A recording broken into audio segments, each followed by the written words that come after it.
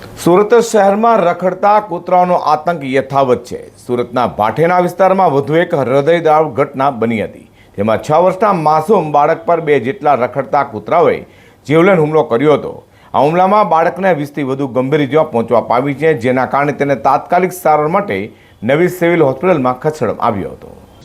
સુરતમાં રખડતા કૂતરાનો આતંક વારંવાર સામે આવી રહ્યો છે। ત્યાં સુરતના પાંડેસરા વિસ્તારમાં આવેલા દક્ષેશ્વર મંદિર પાસે એક 6 વર્ષીય માસૂમ અર્જુન ગુડુ નીનામાં પરિવાર સાથે રહે છે। માતા અને પિતા મજૂરી કામ કરીને પરિવારનું ગુજરાન ચલાવી રહ્યા છે। મંગળવારે માતા પિતા ભાઠેના વિસ્તારમાં મજૂરી કામ અર્થે ગયા હતા। આ બાળક તેના માતા પિતા ટ્રેક્ટરમાંથી રોડા ખાલી કરીને જમી રહ્યા હતા। તે દરમિયાન નજીકમાં રમી રહ્યો હતો। અચાનક 2 હિંસક કૂતરાઓએ બાળક પર હુમલો કરી નાખ્યો હતો। બાળકને કૂતરાના હુમલામાં માથાના ભાગે ગંભીર ઇજાઓ પહોંચવા પામી છે, જેમાં ટાંકા લેવા પડે તેવી સ્થિતિ પણ સર્જાઈ હતી। આ ઉપરાંત બાળકના ગળા અને પગના ભાગે પણ 20થી વધુ ગંભીર ઇજાના નિશાન જોવા મળ્યા હતા।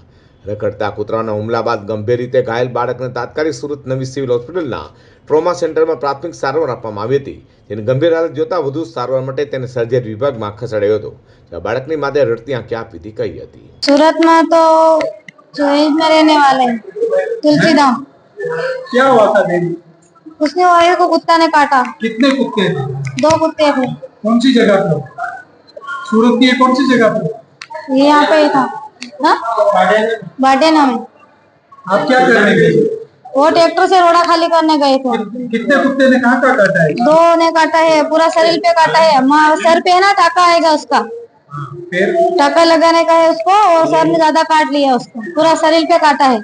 સુરત શહેરમાં રખડતા કૂતરાના હુમલાની ઘટના સતત વધી રહી છે અને ભૂતકાળમાં પણ અનેક માસૂમ બાળકો કૂતરાનો શિકાર પણ બની ચૂક્યા છે।